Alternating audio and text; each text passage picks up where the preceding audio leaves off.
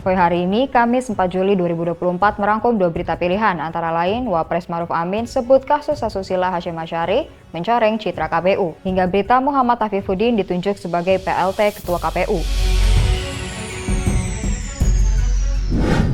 Wakil Presiden Maruf Amin menilai putusan Dewan Kehormatan Penyelenggara Pemilu yang menjatuhkan sanksi pemberhentian tetap kepada Ketua KPU RI Hasyim Asyari sebagai pembelajaran penting untuk tetap memegang nilai moralitas dan integritas. Hal itu disampaikan Wakil Presiden Maruf Amin kepada wartawan Kamis 4 Juli 2024. Dalam menanggapi putusan DKPP itu, Maruf menghormati segala putusan dan kewenangan DKPP dalam memberhentikan Hasyim Asyari dari jabatannya sebagai Ketua KPU. Maruf pun mengakui kasus yang menimpa Hasyim telah mencoreng nama KPU. Ia berharap KPU tetap menjalankan tugasnya dengan baik sebagai satu tim, meskipun satu orang, dalam hal ini Ketua KPU, tersandung kasus dugaan asusila. Yang pertama tentu kita menghormati bahwa itu kan sudah menjadi keputusan dari DKPP ya. Ya, tentu mereka punya alasan untuk mengambil keputusan itu. Saya tentu tidak bisa memasuki masalahnya secara langsung karena itu kan kewenangan dari DKPP. Tetapi buat saya yang penting ini pelajaran penting untuk semua pihak. Ya, jangan sampai hal-hal seperti itu terjadi ya. Ya ini kan soal moral, soal integritas, soal ini harus memegang kekuasaan, itu harus betul-betul menjaga. Ya, ini peringatan. Jadi jangan main-main. Ya, nanti seperti apa yang terjadi di KPU. Nanti kalau ada yang lain pasti akan terjadi lagi. Karena itu ini buat saya ini menjadi pelajaran penting lah untuk memegang moralitas dan kemudian juga integritas. Saya kira itu. Ya. Iya, tentu saja. Tetapi tentu KPU secara lembaga tidak, karena itu hanya perorangan dan bukan dalam arti keseluruhan. Jadi itu hanya perorangan. Ya, artinya hanya dia sebagai ketua saja. Nah ini pelajaran justru bagi para pemegang tampuk kekuasaan.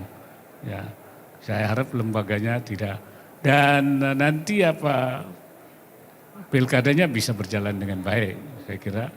Karena kan masalah tugas KPU kan tidak hanya di tangan satu orang, tapi tugas tim. Karena itu saya yakin bahwa karena tugasnya tugas tim, ini bisa berjalan dengan baik. Satu lagi kasus dugaan asusila yang mencoreng nama instansi pemerintahan. Nilai tata krama dan moralitas sepertinya mulai pudar di kalangan pejabat negara. Selanjutnya, Komisioner Komisi Pemilihan Umum telah menggelar rapat pleno untuk mengisi kekosongan jabatan Ketua KPU usai Hasyim Asyari dipecat oleh Dewan Kehormatan Penyelenggara Pemilu.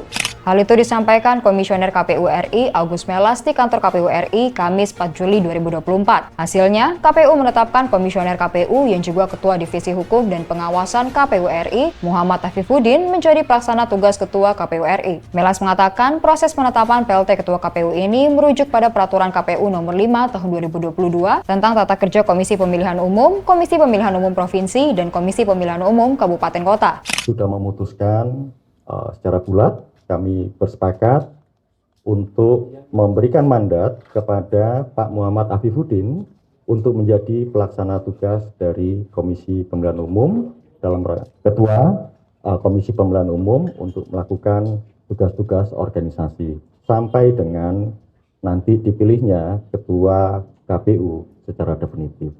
Di samping itu, Afifuddin mengaku dirinya bersedia memimpin lembaga penyelenggara pemilu tersebut sementara sampai nantinya KPU memiliki ketua definitif. Innalillahi wa inna ilaihi raji'un dan bismillahirrahmanirrahim. Teman-teman anggota KPU tadi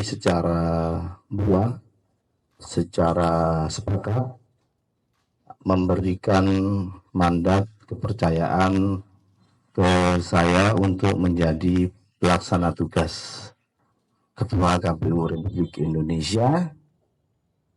Tentu bukan hal yang mudah, tapi harus kita hadapi secara bersama-sama. Sebagaimana teman-teman Bapak Ibu sekalian tahu, selama ini roda organisasi di KPU berjalan sangat kompak, dan insya Allah pasca rapat atau pertemuan pleno tadi, kami akan memastikan seluruh hal, melakukan pengecekan, percepatan untuk menyiapkan semua hal menghadapi beberapa tahapan yang ada di depan kita. Paling tidak, yang akan kami lakukan adalah pertama, menguatkan kembali konsolidasi internal kita menghadapi satu, tindak lanjut dari putusan Mahkamah Konstitusi yang sebagian masih belum selesai. Yang kedua, dan ini yang juga sangat penting, kita akan menghadapi Pilkada serentak 2024, sehingga yang kita lakukan adalah kita ingin memastikan bahwa tidak ada tahapan apapun yang terganggu, tidak ada persiapan apapun yang terganggu dari sisi keorganisasian di KPU Republik Indonesia. Meski langkah KPU seperti sempat terhenti, namun kini di bawah kepemimpinan Muhammad Afifuddin, KPU seperti kembali on the track mengejar pilkada serentak pada November mendatang. Demikian Voi hari ini, nantikan berita selanjutnya dengan subscribe YouTube Voi.id dan follow Voi.id di Instagram dan TikTok. Sampai jumpa.